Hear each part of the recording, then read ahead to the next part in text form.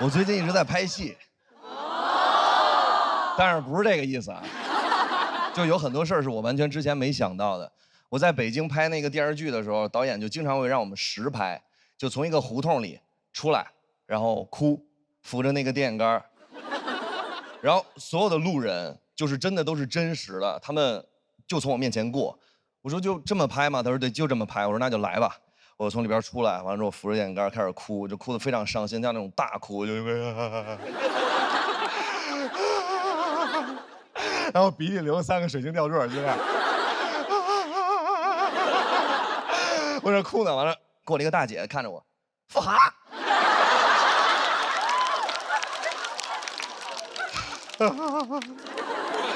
我说拍摄呢，拍摄呢。大姐看着我，拍摄。我说拍摄，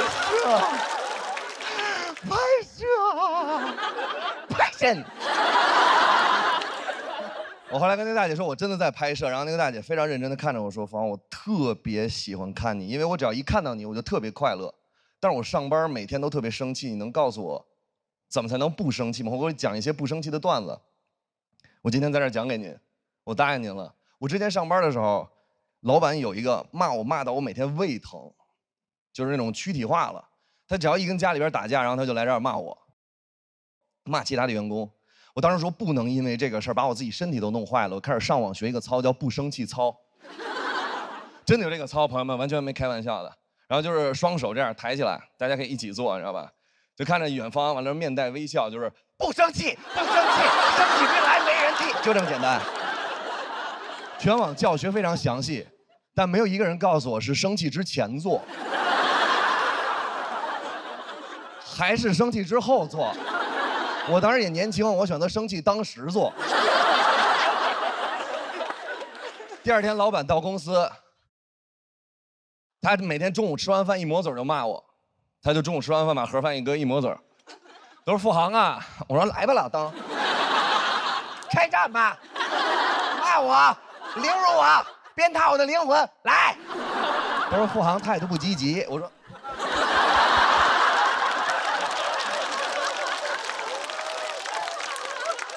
朋友们，我真的跟你们说一下啊，第一次的不生气操真的推荐你们去做，因为第一次跟后面的无数次完全不一样。因为第一次你100%会被自己蠢笑。你想，就是路边过来一个人走了，看着你，废物，完了你看着他，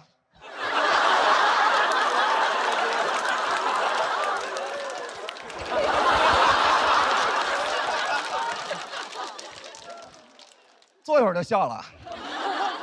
就是后面没什么用了，因为只有最开始做的时候有用。然后我就研究了一下，外练筋骨皮真的帮不到我，我必须要内外兼修。我要想从我的内调完了之后跟外一起结合。我想怎么才能内外兼修呢？就比如说是，我开始思考，从小我只要一难过，别人一骂我就难过，难过我就哭，啊，一夸我就笑，我的情绪完全掌握在别人手里。我不要，我要反其道而行之。哎，别人骂我，我难过，我就到这儿，嘿嘿，大脑都懵了，大脑每天我内外兼修，提前1个小时到公司，办公室里没有人，比如这是你的工位吧，然后我就围着那个工位，真的就是每天练。我太难过了，就是不生气，不生气，生起病来没人替，嘿嘿，不生气。同事跟同学一样都不跟我说话了，因为办公室有监控。他们开始传说富航有单枪匹马一个人做法给老板做死。他们说只要做够31天，老板嘎巴死。我说你们想太多了。他们把视频拿出来给老板看，也给我看，的确稍微有点吓人。你就想吧，明天早上起来这是你的工位。然后你的同事把书包一放，把肩膀一搁，不生气，不生气，生起病来没人替。不生气，不生气，生起病来没人替。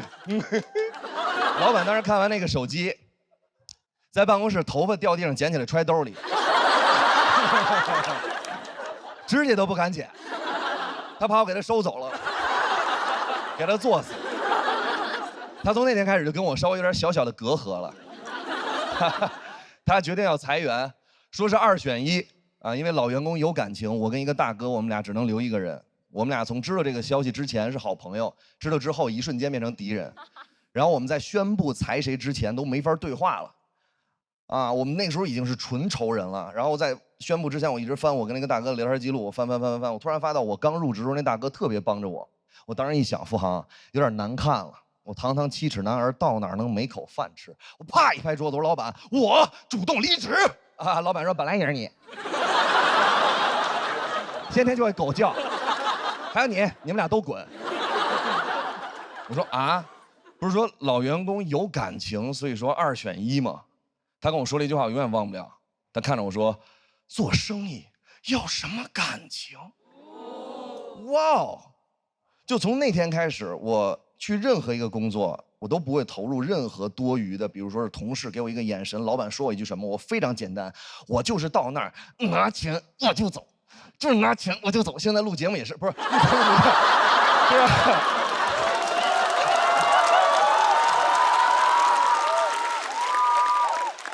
录节目的时候给你们讲什么段子，如果你们当时没笑，我会非常难过。但是录完就不会了，真的，因为那时候就是 money in my pocket。没有，开玩笑。当时我非常生气，但是我想就这样算了，我就开始收拾我的那些东西。收拾的时候，他还骂我，啊，我那火腾就上来了，我这胳膊腾就抬下来了。我说你再骂我一句，他说付航，你还敢做操？我看你再敢做操，我说已经给你做上了，我做死你，我走了也给你带走。那个时候我每天在那个公司有1个小时的休息时间，我会拿1个小时分成6份，完了之后每一次10分钟去那个楼梯间练脱口秀，我每次练10分钟，我没有影响谁。然后他就跟我说啊，我在那儿坐着呢，我坐着呢。他说付航，我知道你每天练那什么乱七八糟那种秀，我想看看你以后能不能像现在这么猖狂。我真的希望他看一看，我现在是大王。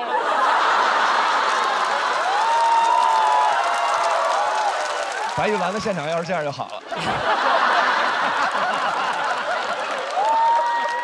但是，只要有机会我就去，任何颁奖礼我都去。我从来不怕场子凉，我就怕恐惧。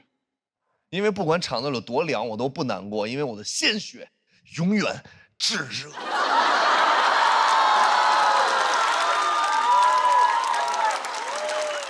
那个时候我才发现，你真的到这个年龄之后，你就完全不会再担心了。那个时候他经常说啊，什么骂你是因为你好啊，完了说我每天说你都是为了你以后的发展。其实我到现在这个年纪，我非常认真的跟所有老板说，所有的话都是可以好好说的，别装了，你就是想发泄情绪。然后包括就是今天这儿设计也非常不合理，我想发泄一下，就是从我这儿开始，这边往后的这边的朋友，还有从这边往后边的朋友，他们看的根本就不是喜剧之王，他们看的是屁股之王。他一晚上都没有看到过别人的正脸，真的大哥，我再给你演一遍。不生气，超哥这样，我再给你演一遍，真的，就这。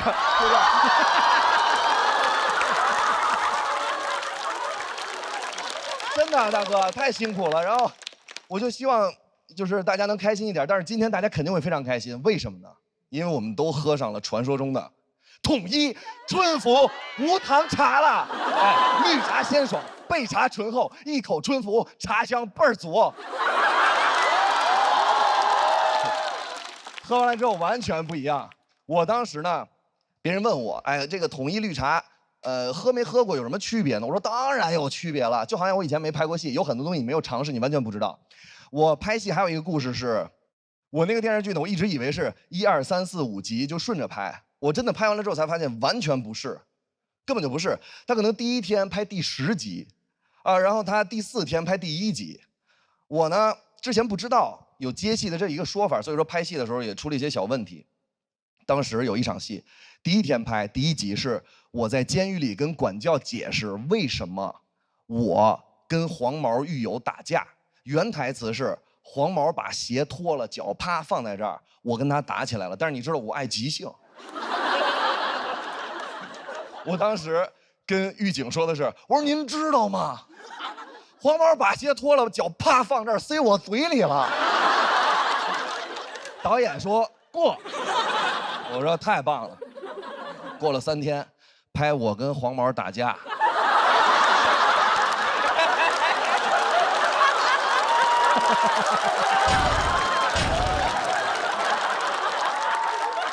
黄毛到了，把鞋脱了。我准备好了。突然，导演说3、2、1，开始。他刚说开始，突然出现一个小胖子，停。导演，我是场记。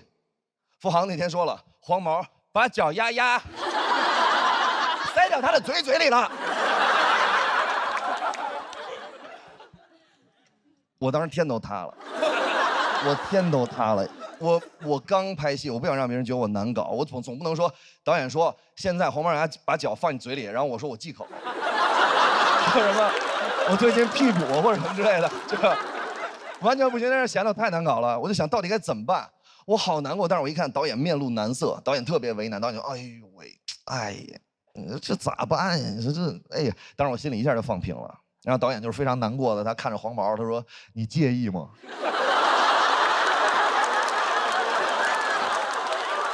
我说：“他的脚丫丫在我的嘴里，你问他介意吗？”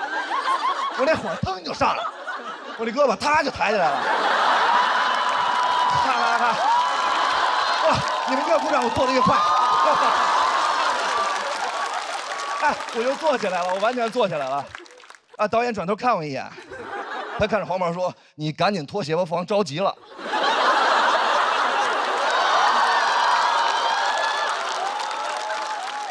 没有结尾，就是希望大家开心一点。谢谢。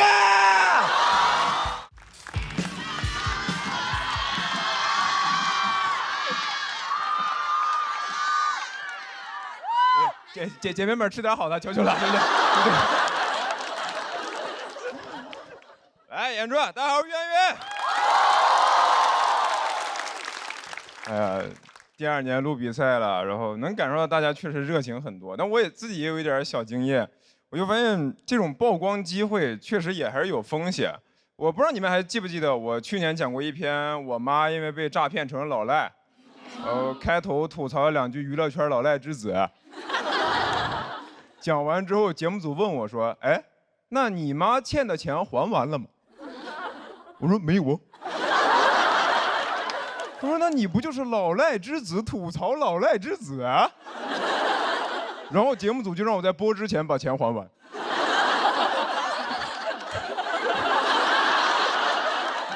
我最后是找朋友借的钱，把我妈欠的钱还了。我说妈，我以后就不是老赖之子了，但你是老赖之母。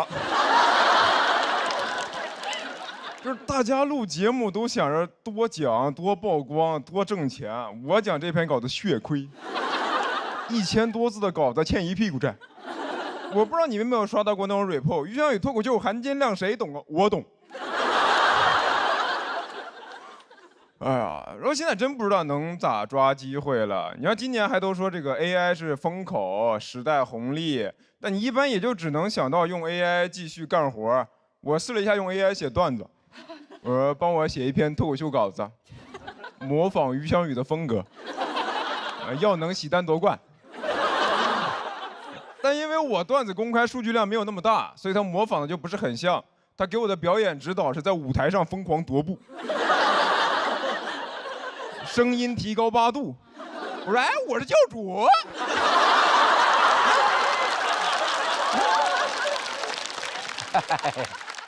但是 AI 的东西看多了之后吧，你又会觉得这个世界还挺割裂的，因为你身边朋友一般都是担心因为 AI 失业嘛，但你确实又能看到有人靠 AI 挣钱。我之前看过一个采访，就台下一个观众问一个那种科技大佬说 AI 肯定会造就一批富豪，但也会造成大量失业问题，请问该怎么解决？那个 CEO 说 AI 时代机遇与挑战并存。我说啊，但它不并存在同一个人身上啊。我们这儿全是挑战，你哐哐机遇。哇，你怎么不直接说你下岗啊？你下岗啊，我上富豪榜啊。就是现在的人说话都不过脑子了嘛？哎，我就不信瓦特改良蒸汽机淘汰纺织工人的时候会说蒸汽时代，机遇与挑战并存。纺织工人说瓦特的脑子瓦特了，咱们要不干掉他吧，反正进去也是踩缝纫机。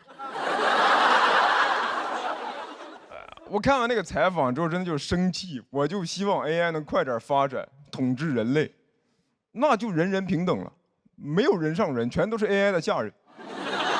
就 AI 战胜人类，马斯克失去的一定比我多，我没有什么好失去的。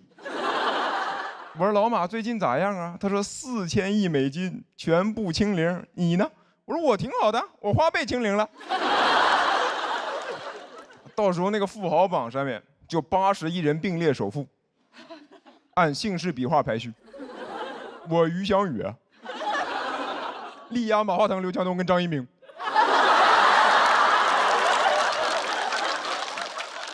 所以我现在就真的很烦这些漂亮话，什么机遇挑战并存，一代人有一代人的机会，拥抱变化。你看最近几年确实变化很多啊，经常就市场大起大落。每次那种股票基金暴跌的时候，都会有人说：“哎呦，抄底的好机会。”但是我看到我的基金大跌，我只有一个反应，就啊！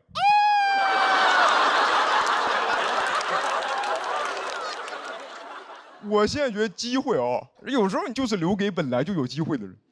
你不可能没那个条件就无脑冲吧，就啥也没有，但就像巴菲特一样思考，像谢霆锋一样卖烤肠，像吴彦祖一样教英语。那谢霆锋卖烤肠卖了15个亿，我也去卖烤肠，红利被他抓走了，我被城管抓走了。那你说我要是卖烤肠能卖15个亿，那一听就不合法。那烤肠得多上瘾，那淀粉肠里是淀粉吗？这就是机遇监狱并存。有时候我自己感觉有些事儿努力也有点徒劳。我去年搬来上海，我那个房子是大房东直租，我当时问他，我说你这个房子不会突然卖吧？他说你放心，我不卖的，我这套是专门用来出租的，我有10几套呢。你不信我给你看。他手机上有个 Excel， 我看着那个 Excel 是真的说不出 Word。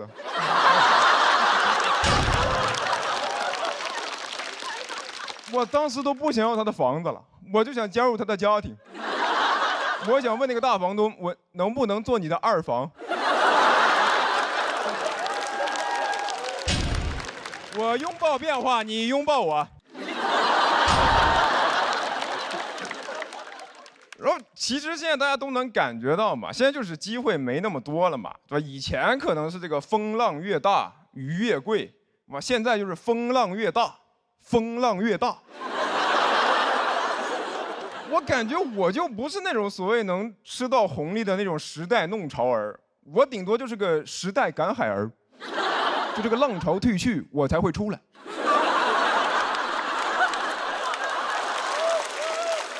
这能不能捡点啥呢？哎，这是个海螺。哎，听，是我哭的声音。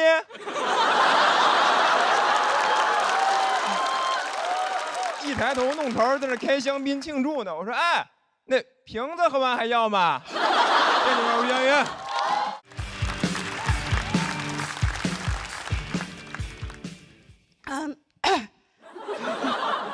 大家好，我是来自山东临沂沂蒙山的房主任。问一下大家啊，大家都有工作吗？有。我也有。适合大妈的工作只有2个啊，脱口秀演员和环卫工人。环卫工那个工作我没保住。你们再不笑，脱口秀演员也要下岗了。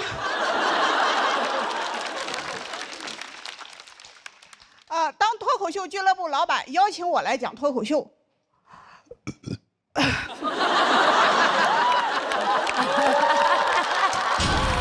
可爱啊！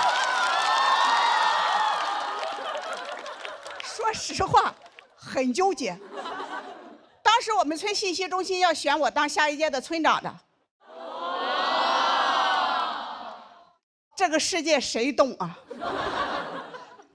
我在50岁面对的人生选择竟然是从政还是从艺。我可是个山东人。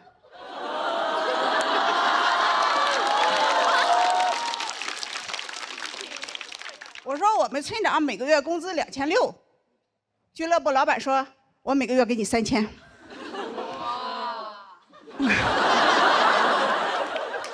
我说其实吧，他钱不钱的无所谓，我就是热爱舞台。我问老板什么是脱口秀，老板说就是站到台上讲讲别人的坏话。我说这不碰到我强项了吗？我有着30年专业造谣和传谣的经验。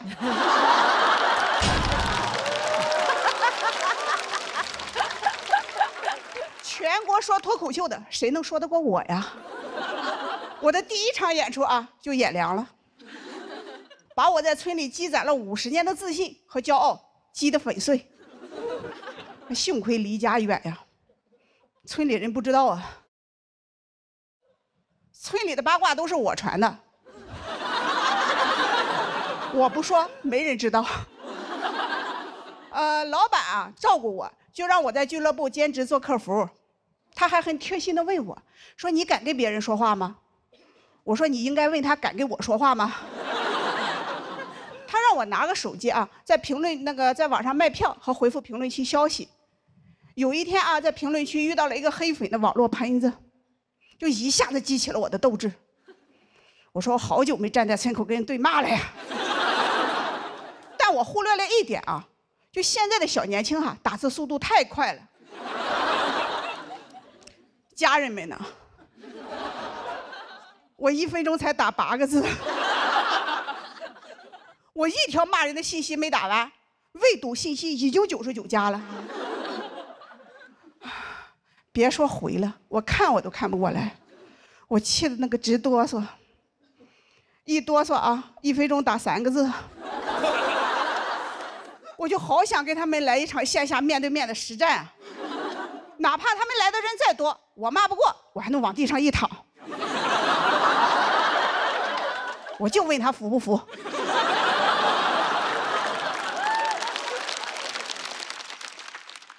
我一连回怼了好几天，第1天50人，第2天100，第3天200，是我的血压。我感觉我一个人在对战整个互联网，这互联网环境它也太差了，还有我们村头好。我问老板还有别的岗位吗？老板说接电话。我说这不又回到我强项了吗？上岗的第1天就被投诉了，说我态度不好。我说我哪态度不好了？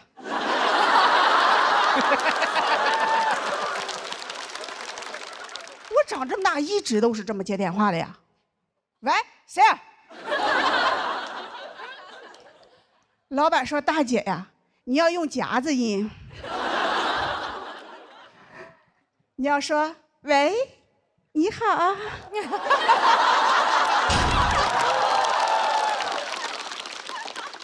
对方打过电话来说这里是脱口秀剧场吗？我说喂，你好啊。对方说我要买票，我说喂，你好啊。又把我投诉了，说我恶心。老板说大姐呀，你继续说下一句啊。我说老板，下一句我夹不住了呀。大城市太难混了，都说当代年轻人吃不了苦，那当代老年人他也吃不了呀。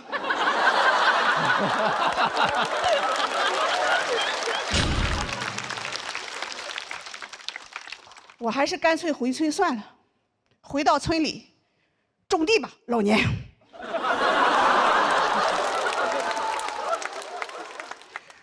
直到有一天我信息中心的朋友给我打电话，我拿起手机来就说喂，你好。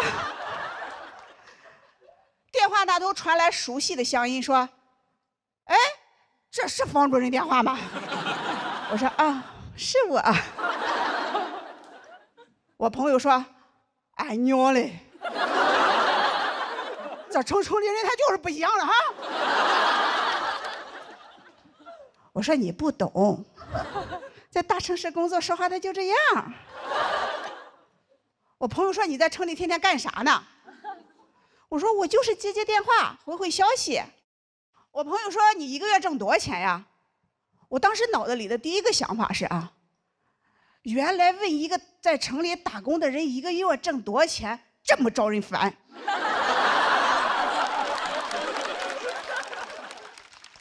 我一想到啊要被村里那些7大外甥8大侄女的嘀咕，我那股好强劲就上来了。我说啊，不少挣，一个月2、3万，你来不？我给你介绍介绍。那一刻啊，我感觉是现在的我在劝过去的那个我走出来。第2天我就接到我女儿电话了，我女儿说：“妈，你到底在哪呢？全村的人都在传，你进了诈骗组织了，你快回来吧。”我说：“闺女啊，现在吧，妈妈走的有点远。”已经走到比赛的第3轮了。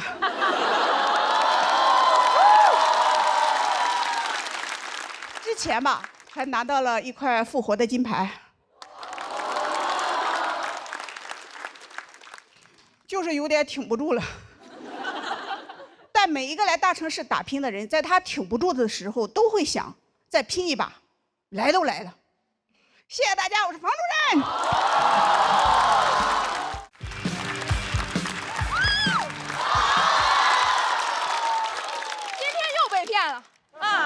被房主任骗了，他天天都有在后面哭说我没有稿子，我没有稿子。然后他今天演成这样，啊，不是该哭的不是他吧？应该是我。每个接在房主任后面人都被淘汰了，所以你们不要把我轰下去，谢谢。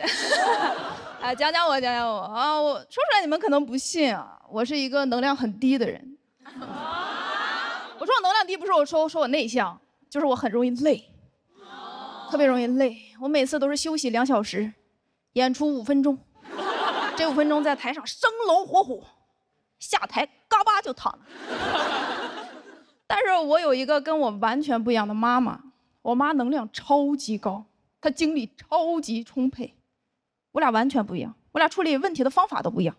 我妈处理问题的方法就是干就完了，我解决问题的方法就是死了得了。所以我完全不懂我妈，我完全不懂她，但是我能理解她是怎样形成这样的性格的，跟她的工作有关系。她是一名小学的班主任，她有一个偶像，叫李云龙。她的教育理念就是逢敌必亮剑。每个学校都有打扫分担区的活动，我妈的班级如果领到那种特别不好的那种打扫工具，她就会给她的学生们做扫前动员。他说：“我不管你们用什么办法，去给我找工具，哪怕去偷、去抢，我要你们20分钟内把这里打扫干净。”这就是我的妈妈，一个有洁癖的土匪头子。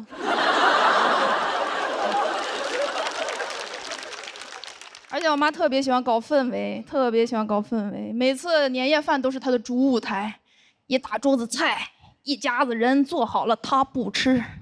他拿起一杯酒，说：“来，我提一杯。”然后对着我姥姥说：“妈，感谢你这么多年对我的关心和照顾，这杯酒我敬你，祝您身体健康，寿比南山。”我说：“妈，你要找我姥办事儿吗？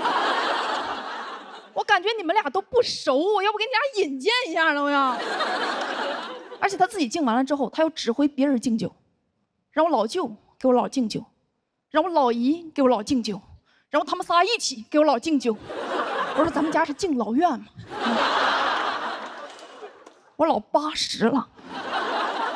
我说再这么敬下去，我觉得我姥寿比南山难。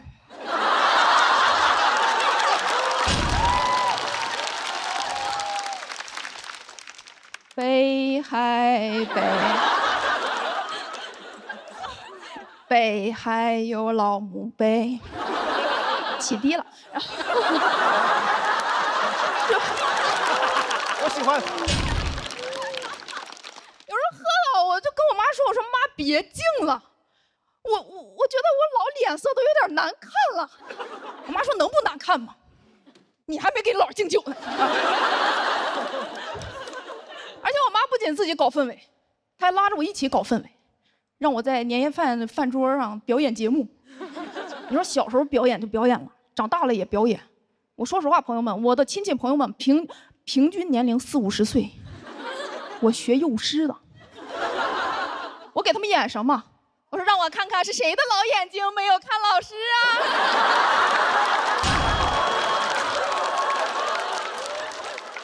太荒谬了！最荒谬的是，没有一个人觉得这很荒谬。而且我妈连生病的时候都要搞气氛。去年生病住院了，我陪她去住院，我天天熬夜熬得面黄肌瘦，我妈满面红光，跟隔壁搜手。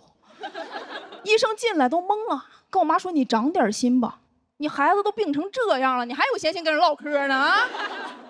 而且没住2天，几乎整个楼层的病人都认识我妈。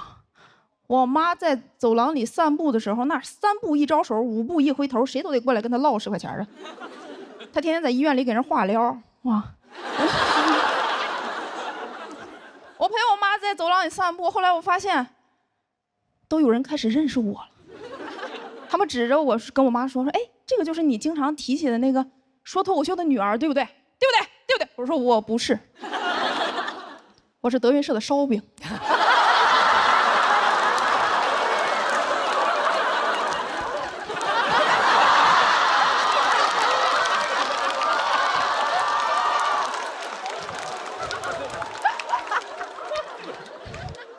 我知道这段脏，但是我喜欢。后来越来越多的人开始认识我了，他们直接都不叫我，他们直接上来就跟我说：“演一个，大方的演一个。”我说：“让我看看是谁的老眼睛没有看老师啊！”荒谬！我为什么今年想上节目？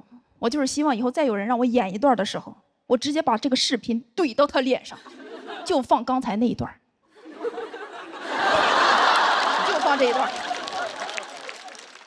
而且这些我都能理解啊，这些我都能理解。我唯一我不能理解的是，我妈她自己做完手术之后，她要操心别人的手术，我无法理喻。就人家有家属，有主治医生，她在那儿指挥人家，说你抬头，你抬脚，你扶腰，放这个床上，运动啊！我那个时候我非常生气，我对着我妈。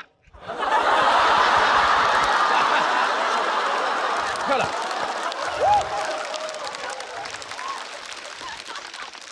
我说妈，你也是个病人，你应该躺在那儿休息。你天天操心别人的事儿，你不累吗？我妈说，你天天说脱口秀，跑这儿跑那的，也赚不了什么钱，你不累吗？我说妈妈，你抱住别人的样子真好看。我发现啊，我其实那段时间我整个人都想改变我妈，我想让我妈变得像我一样，就是安静一点，有助于她的恢复。但是后来我发现，我妈住进那个病房之后，整个病房欢声笑语。虽然我还是不懂她，但是我决定尊重她，因为我的愿望很简单，就是希望我的妈妈身体健康，寿比南山。谢谢大家，我是岳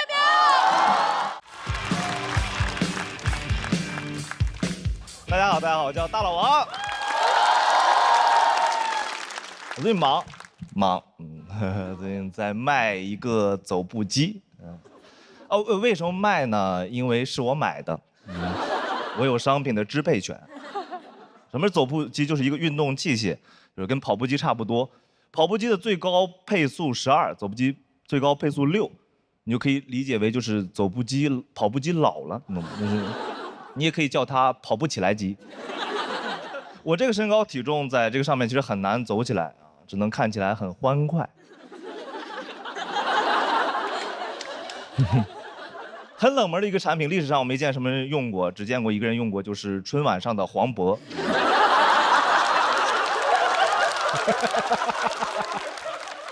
80平米的小窝，还有温柔的好老婆。这就是我现在风格。观众说我吃毒蘑菇。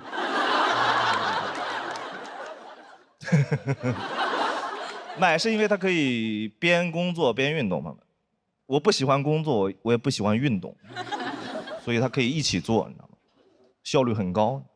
工作时间用来运动，运动时间用来工作，你的1个小时就变成2个小时，一天就变成2天，24小时就变成48小时。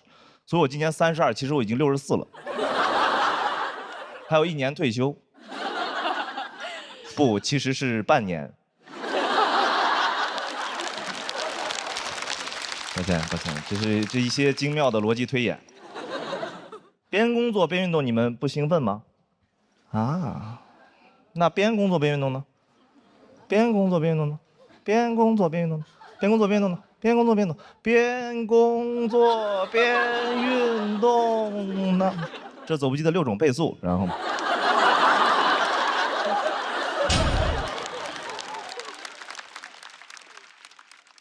这就是在走步机上写出来的段子。我知道你们在想什么，快跑，然后。想买走步机是因为我是一个很贪心的人，我其实对自己要求很高，但我能力跟不上。因为我每天起来第一件事就是定计划，定完计划就困了，然后在计划里补上回笼觉。有时候甚至觉得我是不是写啥就完成不了了，是吧？所以这什么是土度 list？ 这不是一个土懂的 list 吗？我其实觉得做计划就是一次理想中的自己跟现实的自己的对话了。理想中的我杀伐果断，现实中的我主要在沙发里吃饭。很怕别人问我工作进展，所以有时候楼下大爷会跟我打招呼，问我吃了吗 ，check 我进度。所以有本能反应想告诉他，这个不是我负责的。我是不太相信那些能把这些计划每一个都完美执行的人，比如自律博主那种睡够8小时一天，工作8小时，阅读4小时，然后冥想2小时。我说啊，你阅读的时候不是冥想过了吗？我真的很爱看自律博主，我是那种会早起看自律博主的人。那种早晨起来6点就看他们忙活，瑜伽、阅读、冥想、榨蔬菜汁儿，然后上课迟到了。迟到的时候我一下子没反应过来，我说你这个是计划赶不上变化，还就是计划的赶不上？每天其实完不成计划会很自责，你知道吗？但一想，其实大家许愿实现不了的话，其实是不会责备自己的。所以我现在是以许愿的心态定计划。性难愿一生吃素，只为能完成土度。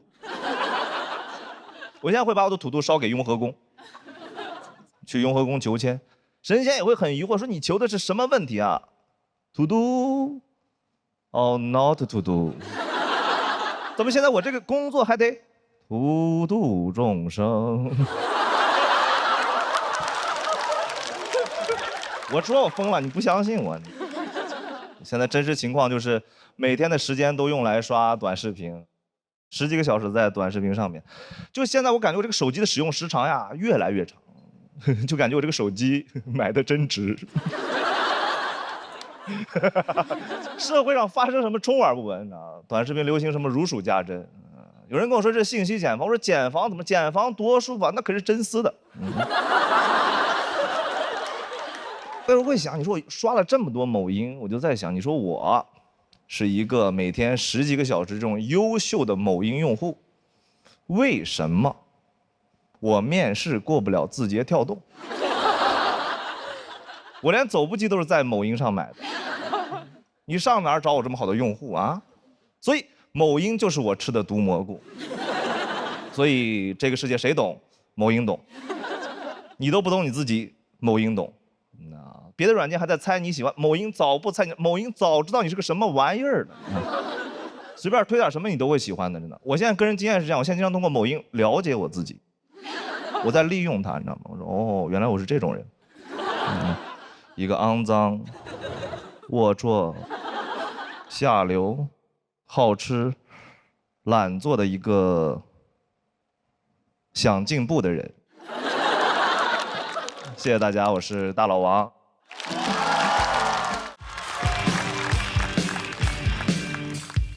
嗨，大家好，我是大爷。哇，又录到深夜了啊！你们困吗？一看就经常熬夜。这个世界很多人熬夜，我懂你们。嘉宾熬夜有通告费，选手熬夜为了比赛，那只有你们熬夜，那是真热爱啊！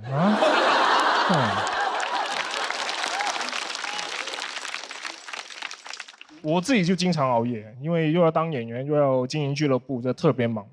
有时候凌晨2点还在回消息。每到这种时候，我就会想起《灰姑娘》里面那个一到12点就会变回南瓜的南瓜车。嘿，他居然赶在客户还没完事的时候准时下班。你这放到现实，这个南瓜只会丢掉他网约车司机的工作，然后改行送外卖。没有南瓜车那么硬气，所以我只能等到所有烦我的人都睡了以后，才有那么一点属于自己的时间，可以稍微放松一下，就会玩到3、4点。我当然知道早睡很健康，但是不开心；熬夜很开心，但是不健康，很矛盾。我到底是应该身强力壮的抑郁，还是活泼开朗的猝死？我感觉身体跟灵魂总有一个快要上路了。每天熬到3、4点，现在作息非常的规律。有时候2点困了，我都劝自己，怎么这个点就不行了？再坚持一下，床头柜刻一个碗字。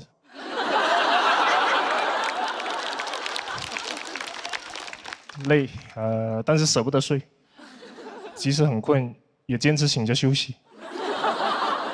每天都休息得很累，休息得我好想休息。打个游戏，想着赢一把就睡。凌晨4点玩吃鸡，匹配到的全都是想赢一把就睡的人，也太激烈了，100个人抢一个睡觉名额。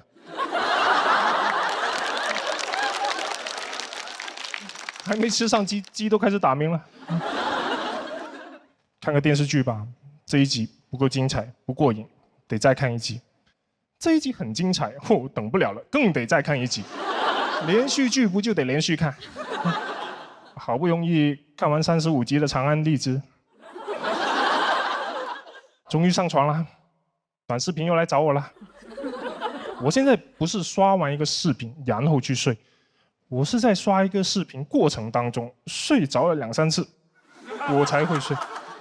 我都不是睡过去的，我是晕过去的。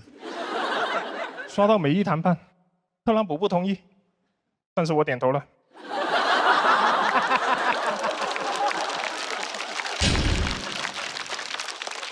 就是狠不下心睡觉，睡觉就意味着你要亲手结束今天的快乐，开始明天的痛苦。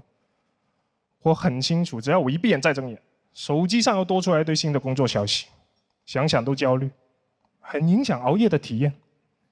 后来想通了，不焦虑了。我现在把今天和明天分开来看，明天还有好多活，那是明天的我要担心的问题，跟今天的我有什么关系？明天早上8点飞机，管他呢，又不是我赶。明天的我少睡一点没关系的，他比今天的我又更老了一点。老人嘛，就是觉少。这个就是我现在的人生哲学。今天的我享今天的福，明天的我吃明天的苦。我小时候不是这样的，小时候我会提前把作业做完，就可以玩一整个暑假。但是现在我提前把工作做完，我就可以做更多的工作，那没有尽头。还买什么走步机？人生就是一台走步机。成年人是没有暑假的，我的暑假就1点到3点，没有 gap year， 只能 gap 1夜。你知道弗洛伊德把人分成本我、自我和超我，我现在把我分成昨我、今我和明我。昨天的我没有完成任务，今天的我指望明天的我，明天的我说人呐，还是要靠后天努力。谢谢大家，谢谢大家。Hello， 大家好，我是刘仁成。确实压力有点太大了。我最近唯一坚持的事就在朋友圈每天抱怨为什么要比赛，为什么会这么痛苦。前2天我又发了一条，说为什么比赛就只让我这么痛苦呢？佳佳您回复，可能是因为你没参加过高考吧。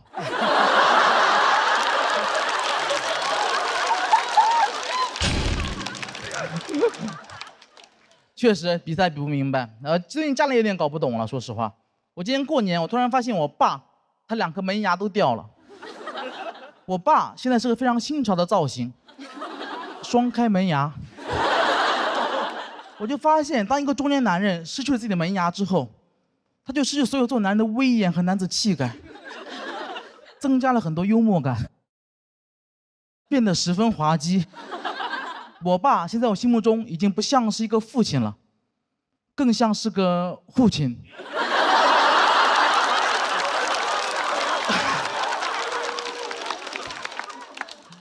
我爸干了一辈子门窗，到老嘴巴漏风了，漏的都是当爸爸的威风。我爸现在可以同时抽4根烟。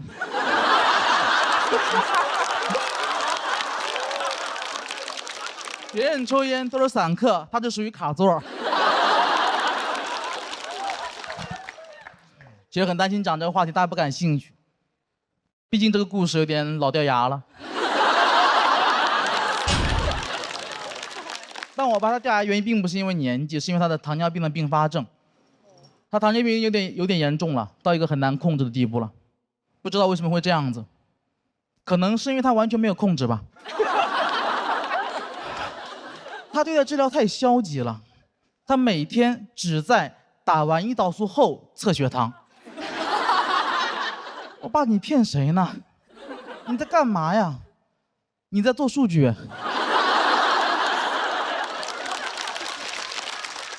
你这哪是测血糖啊？你纯测胰岛素呢。而且你说我爸他不控制饮食吧，他也没吃啥好东西，每天早上起来先吃一盆挂面，用最小的成本给身体最大的伤害。每天早上起来往那一坐，跟县太爷似的，升堂。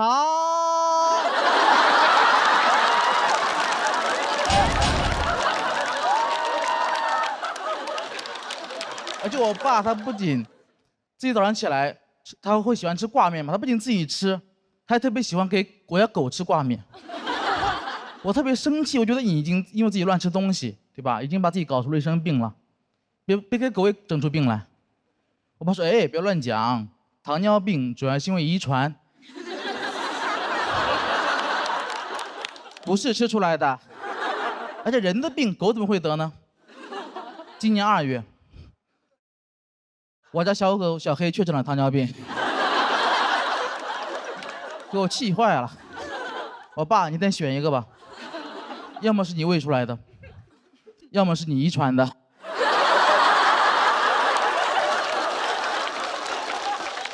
哎，你考虑到遗传，很绝望，我以后肯定也会得。过几年别人问我爸，你们家谁有糖尿病啊？我爸说，我和犬子。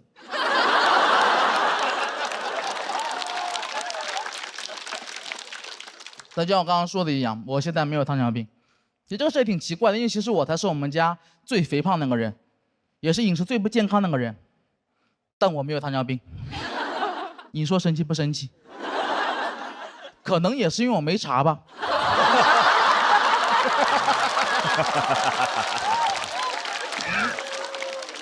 这玩意你别说，真神奇，只要不查就没有糖尿病。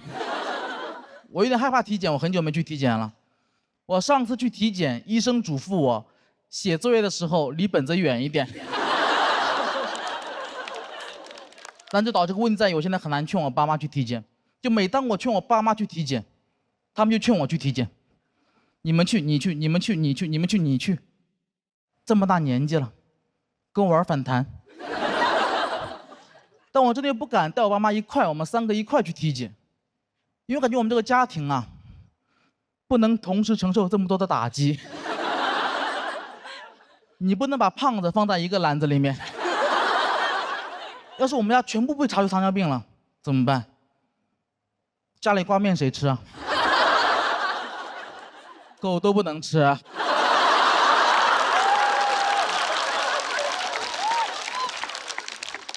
但我说这么多啊，我不是在指责我爸，我也并不觉得我比他更懂这个世界，我觉得他有点固执而已。我一直很佩服我爸。我今年28岁了，我爸28岁那年，他已经扛起了一个家，并且成为了胖子门窗的创始人 ，A.K.A. 胖子本人。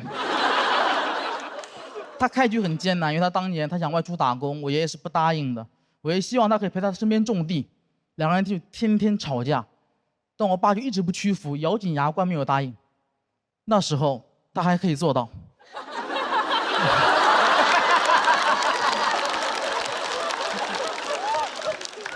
有一天他们吵得特别凶，我爷爷把我爸爸带到一个田里面，挖了个坑，跟他说：“如果你再提去外面打工的事情，今天我就把你给埋了。”然后一脚把我爸踹进了坑里，当时全村都过来看热闹了，也有人在劝我爷爷，但我爷爷不语，只是一味的挖地。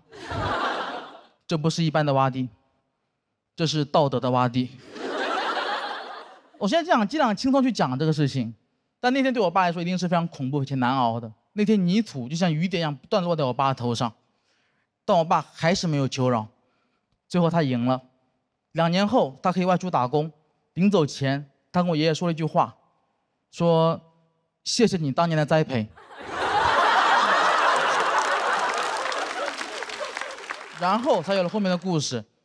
他结了婚，有了2个小孩，把整个家从江西的农村带到江苏的常州，一个经济发达、教育很好但足球很差的城市。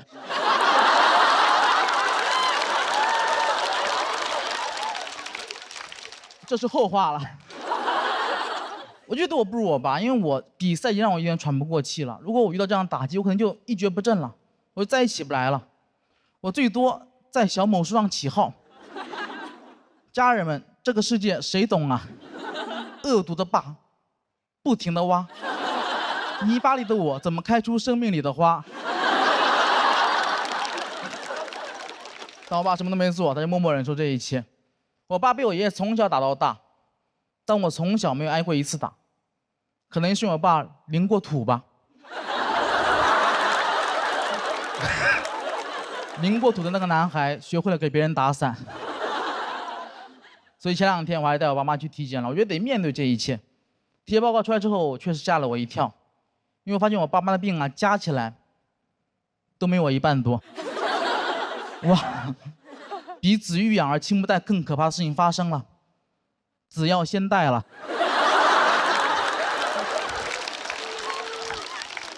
所以那天走出医院的门，我爸爸一向沉默，那天很罕见的开口跟我说了一句话，他说：“儿子，你要照顾好身体啊，你要知道你的健康才是我和你妈最大的幸福。”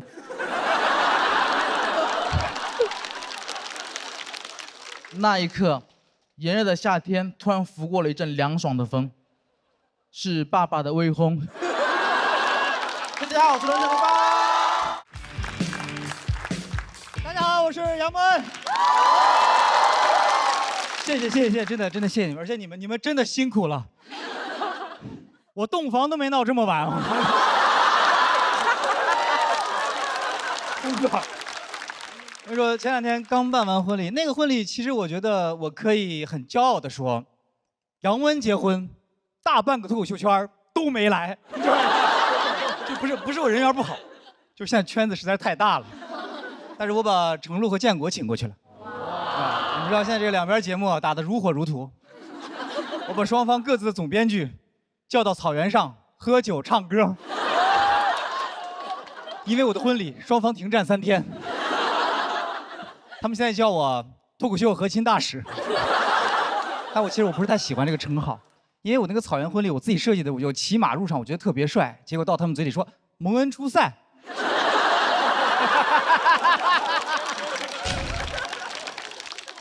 那个马真的非常难控制，我上马之前，教练特意交代说，记住了，他是畜生，你要征服他。说实话，我当时没听进去。马听进去了。打我开始上去之后，他就试图在征服我。因为那个新娘的马新娘的马特别好，但我那个马特别躁动。新娘的马走起路来就很优雅的完成工作，它就这样。我那匹马就是这样。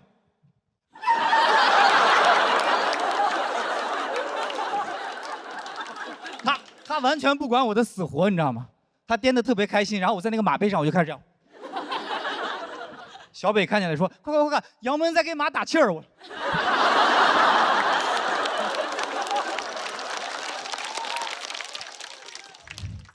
结束之后，所有人都在夸那匹马，他们说：“这个浩瀚的马子，你威武雄壮。”其实开始筹备婚礼之后呢，就是有很多那种落后的婚俗，我就没有办法接受。就是比如说结婚那天一定要穿那个红秋衣、红秋裤，还有红袜子。就咱们难看就不说了，如果你的老公是个光头，我真的诚心建议不要这么穿，因为从远处看，真的很像刚扒了皮儿的火腿肠，是吗？然后我们那儿还有一个很扯的说法，就是说新郎去娶亲不能带姑姑，然后新娘他们送亲，姨妈们不能去。知道为什么？因为姑姑的谐音是孤，婚后会孤独；姨的谐音是姨，你俩会猜疑。这是不是有点太扯了啊？太扯！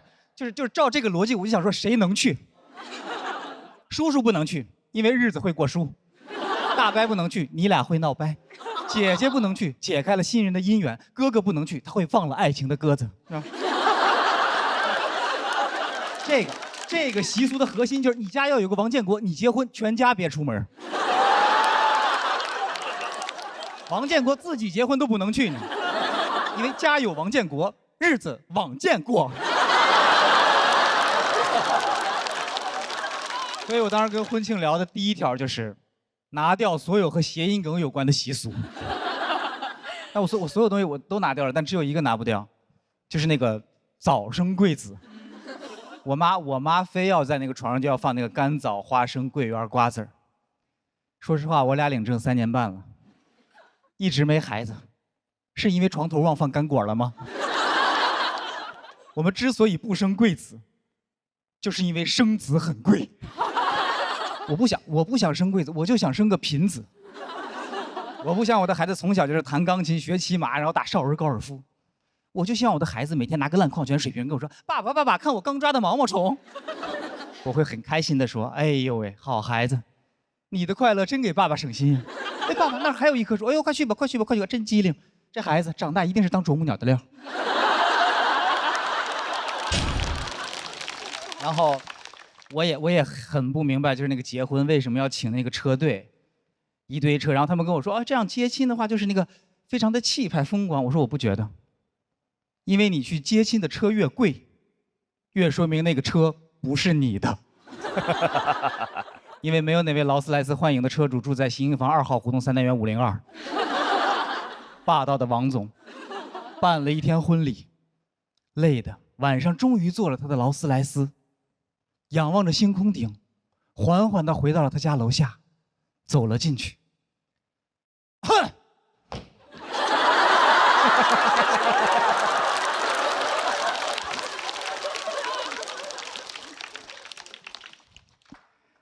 喂，小刘，1楼的感应灯记得修一下。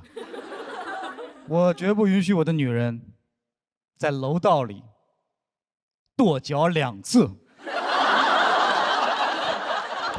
所以就是我觉得一场好的婚礼，你就应该拿掉所有和你没关系的繁文缛节，然后留下真正对你们有意义的事情，比如随份子。随份子这个事儿真的是。我随的是，我觉得我说这人情社会的文化糟粕必须废除。收礼那天，这老祖宗定下的规矩，谁敢不从？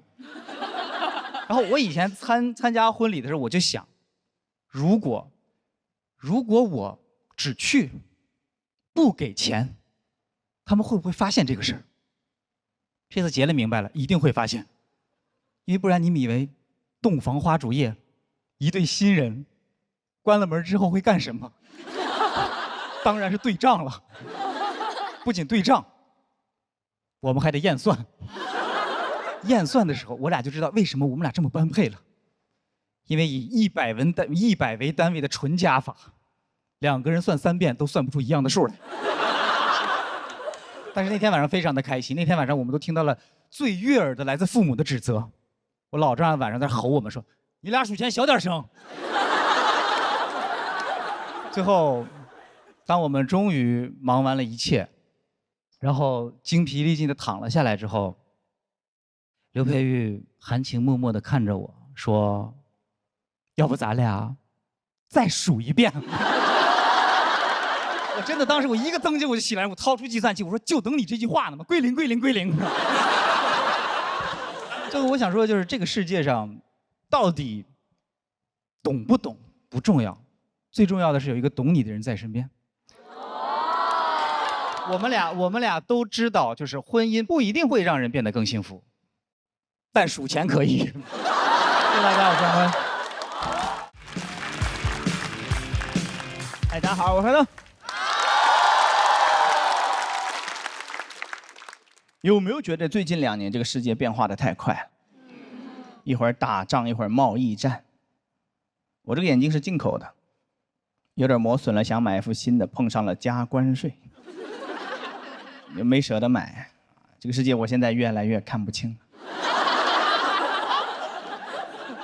小某书也看不懂，上面的生活有点太精致了，不太像真的生活。我倒不是说我多么清醒啊，就是我这个人很难被图片给迷惑到，你懂吗？我是不会被荼毒的，也不会跟着那些图片去打卡的，因为打卡清单就是 to do list， 啊，刷起来也费劲，得配合着读屏软件，碰到字儿他就给你念出来，碰到图片他会给你大概的描述一下有什么。戳穿了一切。刷到过那种文案吗？梧桐区这个展览邂逅夏日呼吸感，读出来是一个人在一幅画前摆姿势拍照。读到本质了，小某书的本质就是摆姿势拍照，啊，非常无情啊，没有 IP， 没有品牌故事。Hello Kitty 叫蝴蝶结猫。拉布布叫呲牙兔，高档白酒叫瓶装致癌物。有些东西就是看不见了，你才看得见。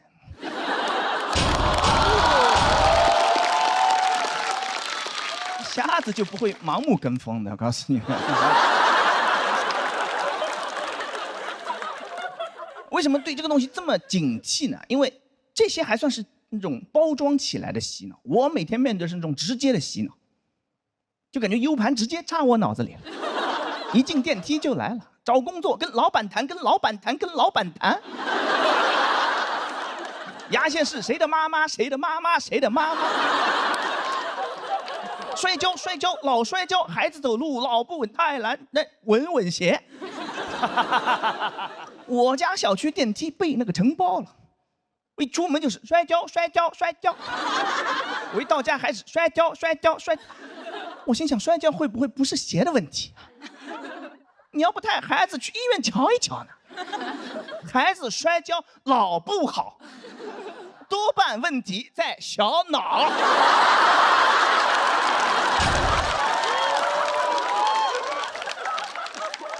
带点旋律的更加致命。我就路过一个奶茶店，我爱你呀，你爱我。回家跟着他哼了整整1个星期。我在那洗碗呢，洗着好好的，突然就来了，我爱你呀，你爱我。等你意识到你在唱歌的时候，你觉得自己就是个弱智。你洗个碗，你乐啥呢？你乐是吧？你爱吗？你爱洗碗吗？你不就是没洗碗机吗？你不就是？就那么几首儿歌。写点词儿就往里套，一点创意都没有，但真的听得进去。这么高效的洗脑方式，我觉得就不应该用在这儿了，应该用在那种反复强调但是没有一点效果的地方。地铁站台上你就应该单曲循环，先下后上，先下后上，别插队，别插队。打思想钢印只需要2只老虎。哎，孩子不搞对象不结婚，过年回家你也别唠叨他，你唱你的歌就完了。不结婚不生孩子，老了以后怎么办？不结婚不生孩子，老了以后没人管。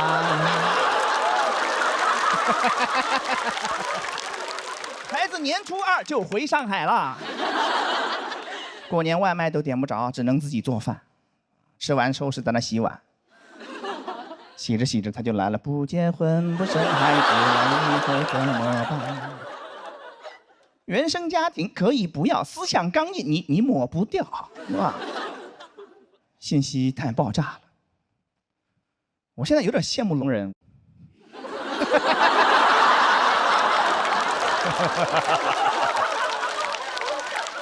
不用听废话，是吧？我有个观察分享给你们。怎么了？盲人不能观察啊？暗中观察不是观察啊。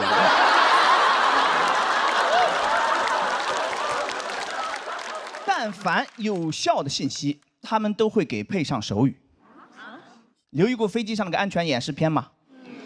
每一次对蓝天的叩问都是全新的探索，从中国到世界，不论是出发还是归来，东航伴你筑梦起航，共赴美好。这段话就没有手语。中间教你怎么使那个氧气面罩那会儿，专门花钱请了个人过来，嘎嘎嘎，他也知道什么重要。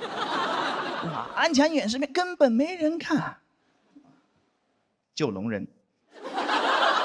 一看见出来比划了，哎呦，保命的知识来了。那个片子里面内容哪天换了，你们根本不知道。哇，真要出事了，一飞机的人在那大喊大叫啊，要死了怎么办呢？啊妈，写遗书吧，对吧？还有一些人为了掩饰内心的紧张，在那唱歌，不结婚不生孩子，老了以后怎么办？只有2个聋人，无比镇定，一声不吭，在那聊天。我给你们翻译一下啊，你不要紧张。刚才片子我看了，第4排下面有降落伞，你跟我走。但只有2个，不要声张。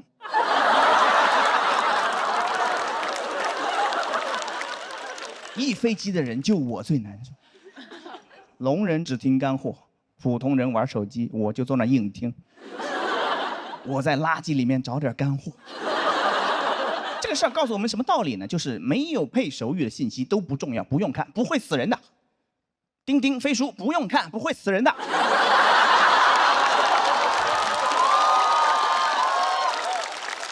刚才这句就是干货。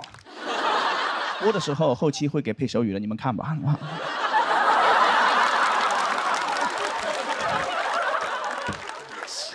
哎，我怎么说呢？特别烦这种包装起来的这种虚假的那个情感连接，是吧？我喜欢直接的。演出去过80多个城市，每一个高铁出站口都有一帮大哥在那喊：打车打车，出租车正规出租车，打车打车打车打车。全国80多个城，只有一个例外，宁波。黑车黑车黑车黑车黑车黑车黑车黑车黑车黑车。啊！我第一次碰到，真的大为震撼。我想把网约车取消了，跟他走。我想看看能有多黑呢？眼前的黑是不是没有他的车黑呢？浙江人真的掌握了做生意的核心奥秘，真诚。所有人都应该学这个，对吧？别那个什么，我爱你，什么甜蜜蜜，你就说柠檬水4块。如果你要隔夜的话，只要3块。哎，为什么越来越看不清这个世界呢？因为障眼法也越来越多。个体户不叫个体户，叫主理人。人来疯不叫人来疯，叫 ESGP。啊，也有叫邓超的了，是吧？还有那些喜剧综艺，嘴上说着给你拓展喜剧的边界，边界没拓出去多少，腾出来那点地儿全给塞了广告了。喜剧的内核不是悲剧，它就是广告。啊，被资本做局了，朋友们。你以为大家上来表达什么的，就混口饭吃啊？哇，脱口秀不是冒犯的艺术，就是混饭的艺术。脱口秀我也越来越看不懂了，是吧？每个人都可以定义5分钟脱口秀，要表达，要好笑，要观点，要输出。我不太 care 这个东西，但是刷到自己的差评是真难受。说黑灯的专场挺好笑的，看完哈哈哈1个小时，出来不到10分钟全忘光了。还得是线上脱口秀好。